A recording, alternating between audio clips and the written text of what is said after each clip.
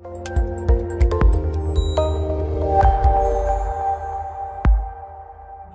today we're going to talk about money, right? And money is like a really weird topic, right? Like it's really uncomfortable for like most people to talk about money, and especially I don't know if it's true everywhere in the world, but like where I grew up, like it was like people didn't really talk about money, right? Like so I didn't really have a conversation with my parents about money until I was like 20, and I actually found out like how much money they had and like how they like managed their finances, and it was really weird. Like I spent like 20 years of my life like not understanding how any of this stuff worked, right? And I think that's a shame because money is like such an important part of how the world works, right? And we know that because like if you don't have money, like you can't feed your family, you can't feed yourself, you can't have a roof over your head. Like it's really hard to survive in the world we live in without money, right? So it's super, super important. So it's a super, super important thing that we don't really talk about it very much, right? And so the purpose of this conversation, this story about money, is to kind of just open up that discussion and to get a better perspective on what it actually means, right? So and why do we even have money, right? So let's think back to a time where money didn't exist, right? Because there was a point in human history where money did not exist, right? And that was thousands of years ago, tens of thousands of years ago. We didn't have any money, right? And so the way the world worked was, we didn't have money, but people still worked together, right? Like people still cooperated, and we still had tribes, and people still did stuff together. They just didn't have money to exchange to do it. So the way it worked is if you wanted to get something you didn't have and didn't have access to, you had to go find a way to trade for it or bargain for it, right? So like if I was a really great fisherman, I would go catch a bunch of fish, and I'd take my extra fish and I'd go to Jacob, and let's say Jacob was a really great goat herder, right?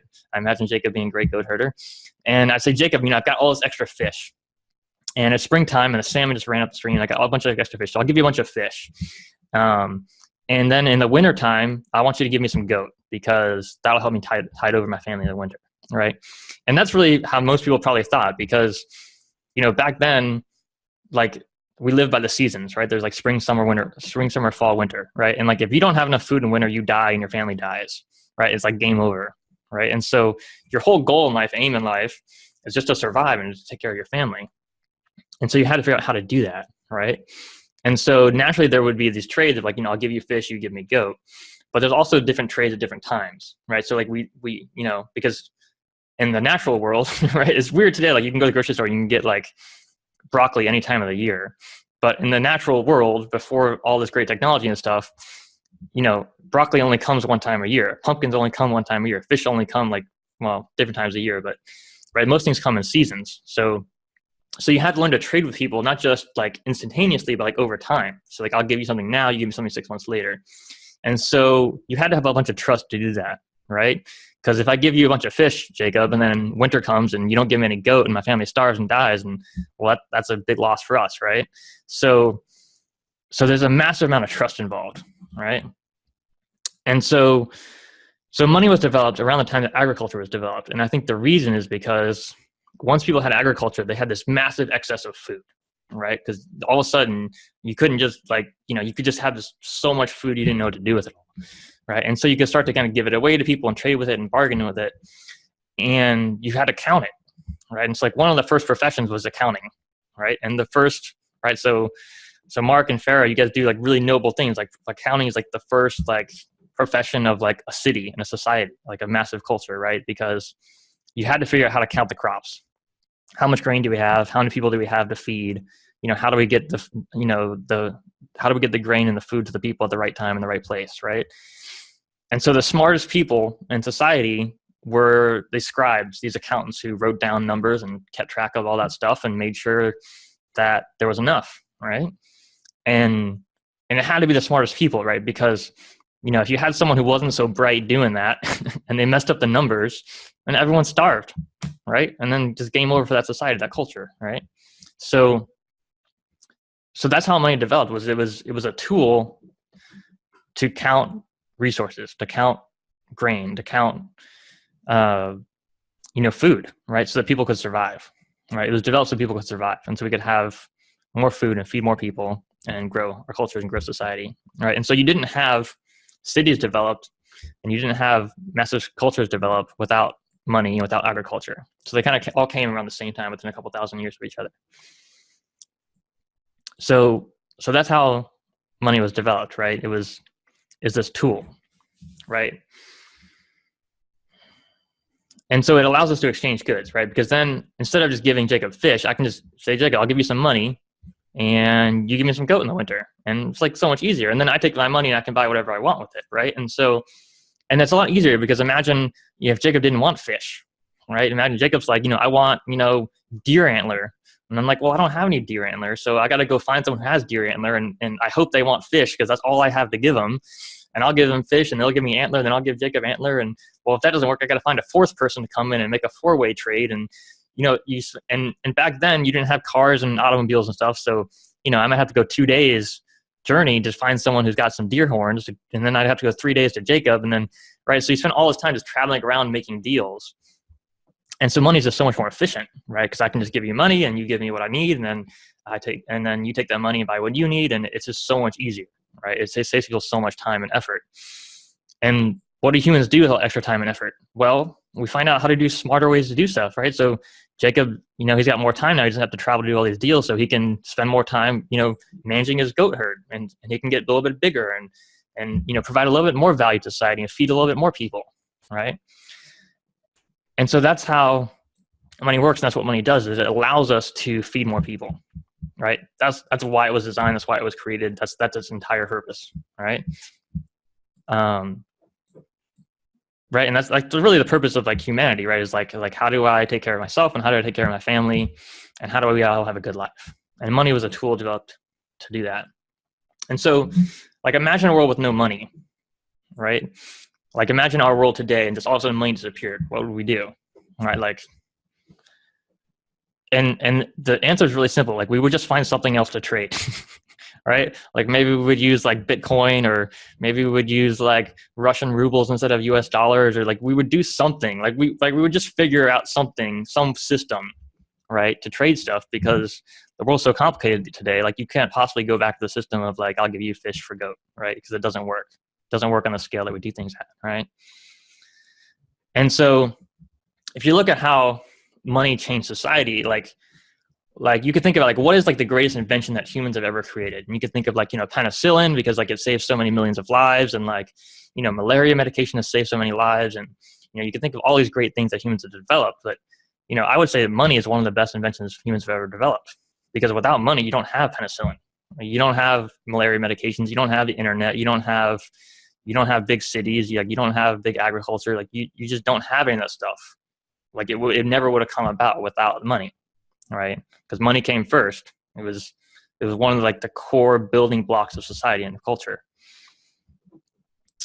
And so it's really important, right? And when I was a kid, I didn't learn that.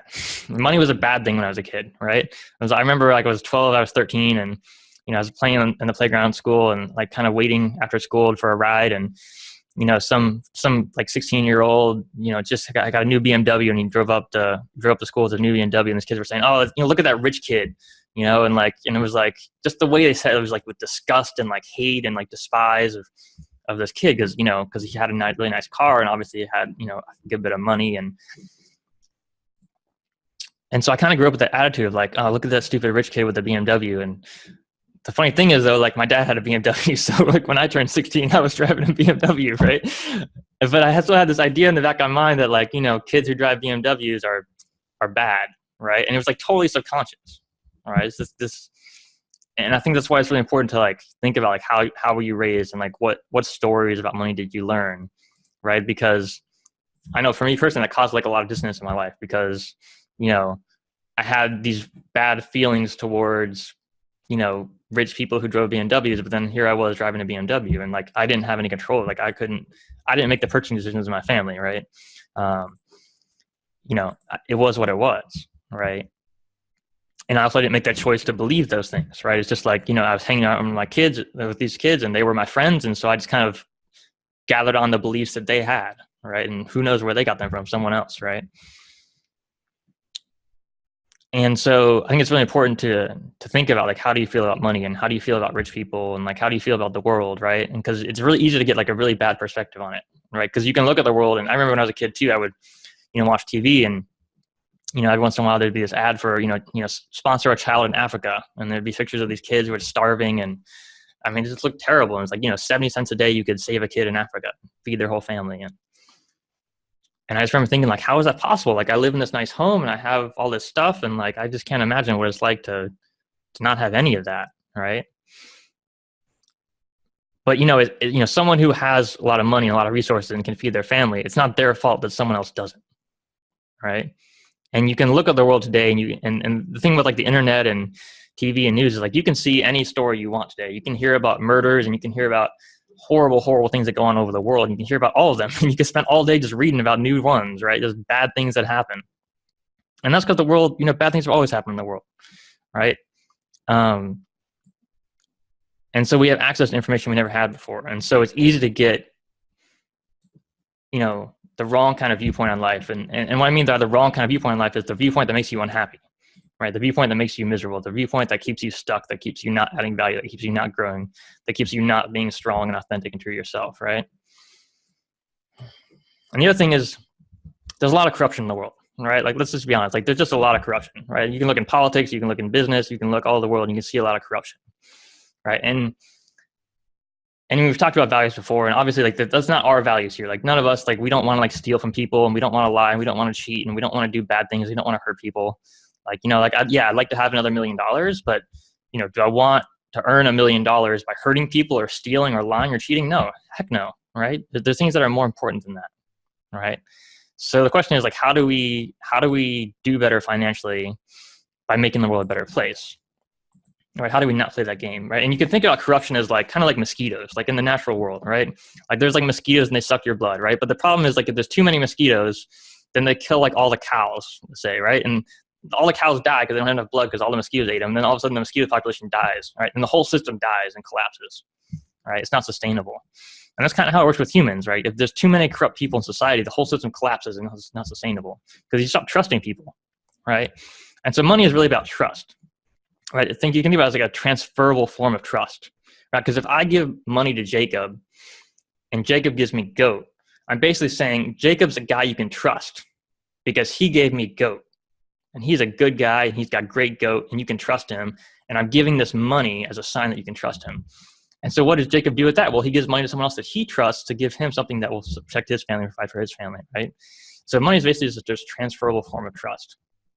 And yeah, the people out there who get it the wrong way and who you shouldn't trust and you should be really cautious about, yeah, absolutely, there are, right? And if there's too many of those people, the whole system collapses, right? And we would find a different way to do things, right? We would find a different form of money or something would go really badly wrong, right? So it's really important we don't go down that route of corruption, right? We want to do things right. So what is the right way to do things? Well, I'll think about Jacob, the goat herder, right? Like, he's just, how can he add more value to the world, right? Like, what can you do to add more, like, what can you do to earn more money? Well, you could like raise more goat or like raise better goats or like find some other way to add value to people's lives, right? Because people are going to pay you if they trust you, right? They're going to pay you if you add value to their lives. They're going to pay you if you do something that's going to protect them and provide for their family, right? So when you provide services and goods and you do good things for the people, you get paid for it. That's how the system should work, right? Is that how the system always works? No, right? Let's be honest. It doesn't always work that way. But that's how the system should work. And it predominantly does work that way, right? And that's why we have that's why we have the internet. That's why we have computers. That's why we all have all these incredible things in our lives that we have, is because so many countless generations of human beings have worked really hard to provide really awesome things for people, right? They worked really hard to provide for their families and provide extra so they could provide it for other families too. Right? So there's two, right? So if you want to have more money, right, there's two important things you need to work on, right? One is how do you earn your money, and one is how do you spend your money, all right? And so when it comes to earning money, you get paid for the value you provide, more or less, right? Now, do you always get paid 100% exactly the value you provide? No, right? Sometimes you go the extra step, you do extra nice things for people, and you don't get rewarded for that, right? Sometimes you do nice things for people or charity or donations, and you don't get necessarily financially rewarded for that, right? But you get rewards in other ways, right? Like, if you're volunteering at your local community shelter, you're doing work, but you're getting rewarded in other ways, right?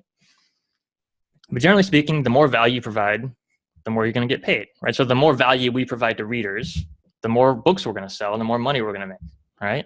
The better you do at your job, the more likely you are to get promoted and to add more value, right? And get a raise, right? Like, that's how the world works, right? But then there's also the spending side of the equation, which is, what do you spend your money on, right? And how do you invest your money, and how do you save your money, and how does that whole thing work? And if you think back to the days when there wasn't money, right, it's like it was all negotiation, right? Like, how many fish do I give Jacob for how many goats? Like, how do we figure that out, right? And the only answer to that is we just, whatever he says yes to and whatever I say yes to, that's how we come to an agreement, right? So you can imagine a situation where, I give Jacob 3 fish for a goat, and some other person, some other continent gives like 5 fish for a goat, and some other person gives like 1 fish for a goat, right? And you can imagine different people making different deals, right? And you could say, well, this guy gave 1 fish for a goat, so Jacob got ripped off, and this other guy gave 5 fish for a goat, so Jacob got a crazy good deal. But the thing is, like, if everyone's families are provided for, and does it really matter? It's like both people said yes, both people agreed. But the point is to come to an agreement, right? And so the way we do transactions today is really different, right? Because like you don't go to the goat farmer to buy goat. You go to the grocery store, right? And you don't negotiate with anyone either, right? It's like there's a sticker price on there, and you either say yes or no, you want it or you don't.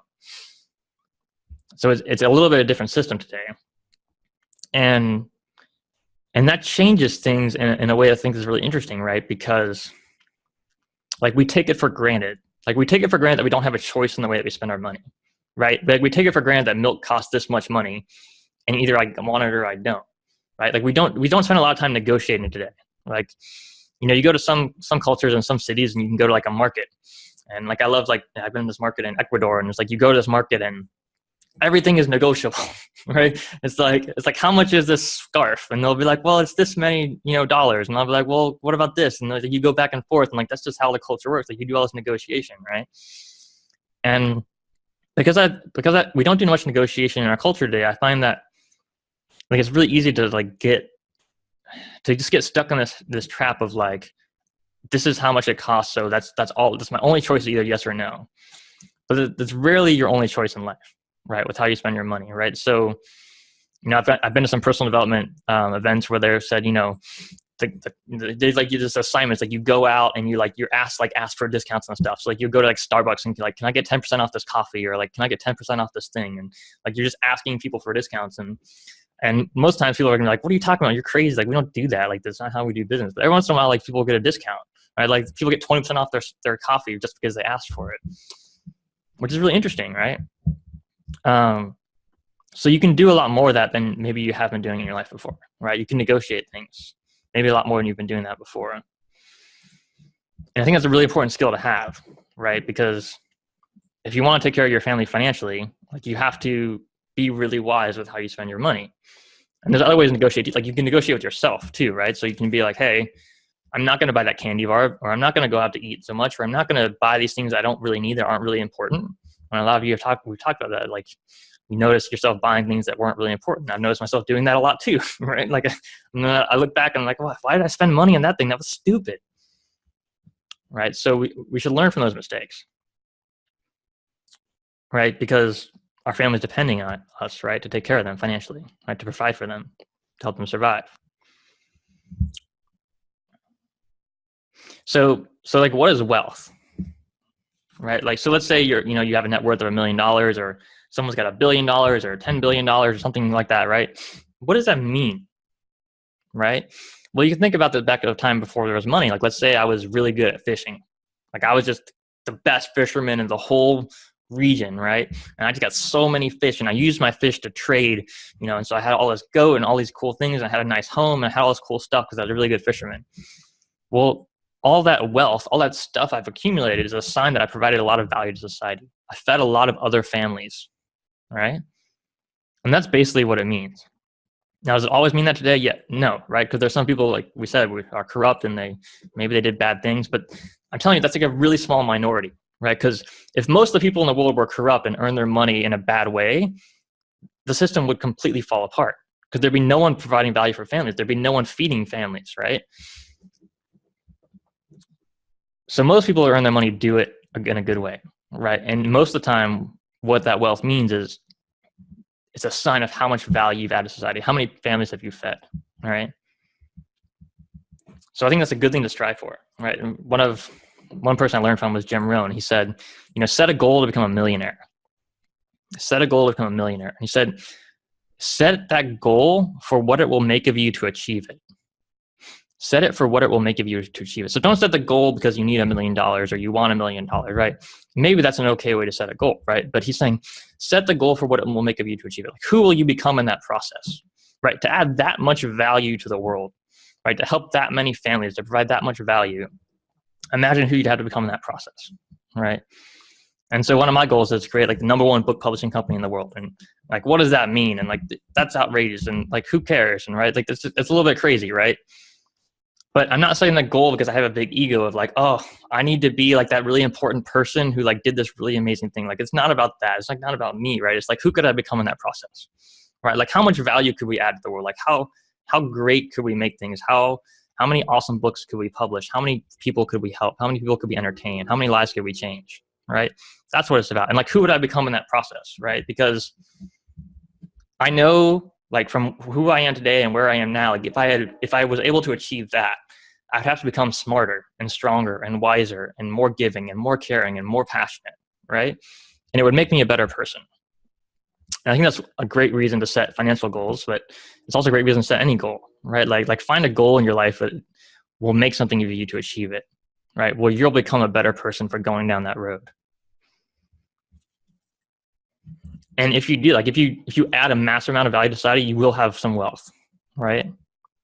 And it's not about the amount, like it's not about the number. It's not about like how much money you have in your bank account, because you don't take it with you after you're gone, right? Like you have your life and then you go and you can't take all that stuff with you, right? So it's about the journey, right? It's about what you do while you're here, right? So another interesting thing about money is that, you can store money forever. You can't store fish forever. It starts to go really smelly, right? But you can store money forever, which is a really interesting concept, right? Because that means you can store something to feed your family and you can just hold on to it forever. So if every time you need it, you can have it, provide for your family, right? And there's this other thing called compound interest, right? So if you save money and you invest it, and Einstein says something like, I think it was Einstein, it might be misquoted, but something like, the most miraculous thing in the universe is like the law of compound interest, right? Where how like, if you have like save money at like 5% a year, like after like 40 years, you just have like this massive amount of money, even though you only put a little bit in, because the interest builds and builds and builds and builds and builds. And so I think investing is really important, right? And why is that important, right? Like why does it matter?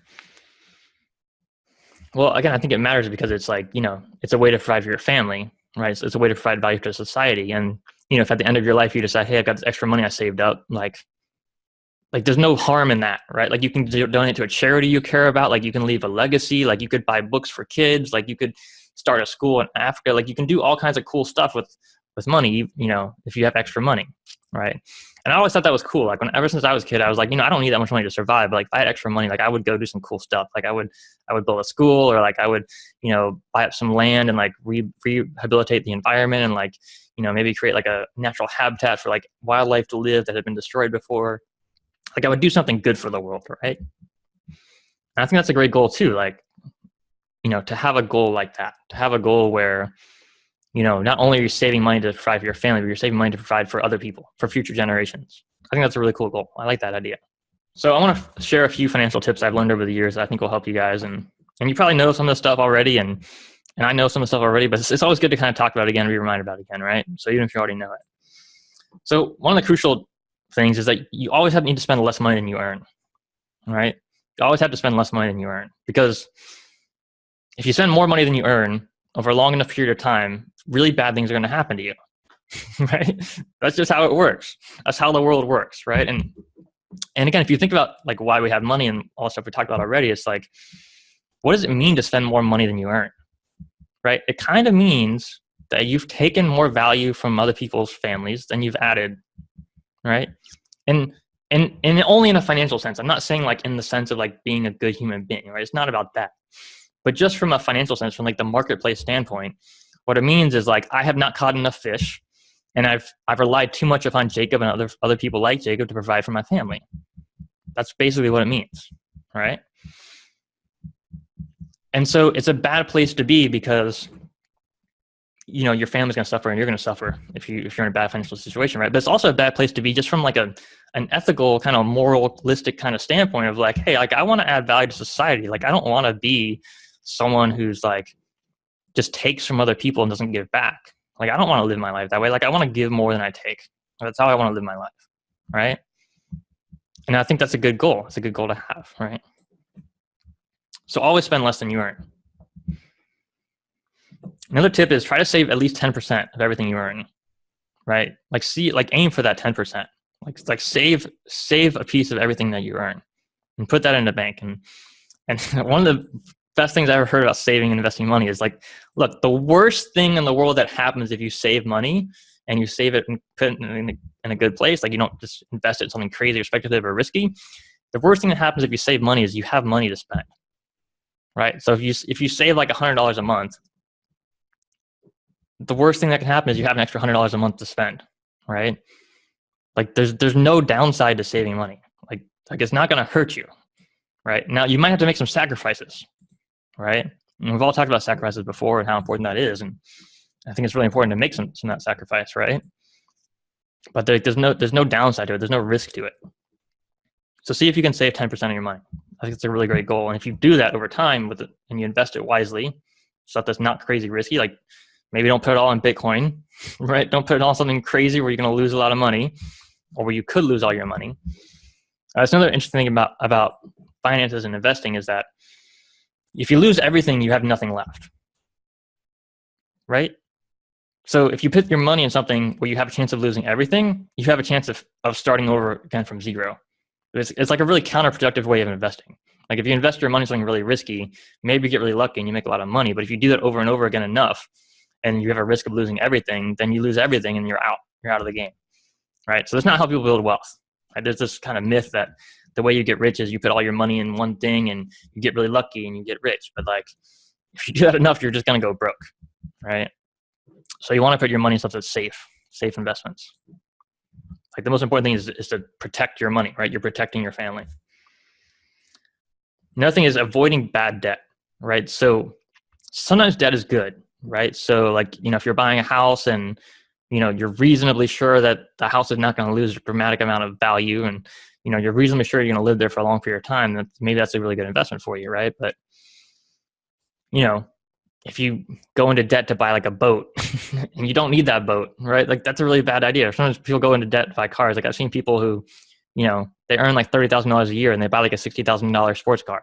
And it's like all their money is going into this thing that's just going to depreciate in value. And it's a really bad financial decision, right? So be very cautious when you go into debt, right? Make sure if you do get a mortgage on something or get a loan on something, make sure you're actually able to pay that back. Make sure you're actually growing and saving your money and not just, right? It's like not just taking more than you can provide, right?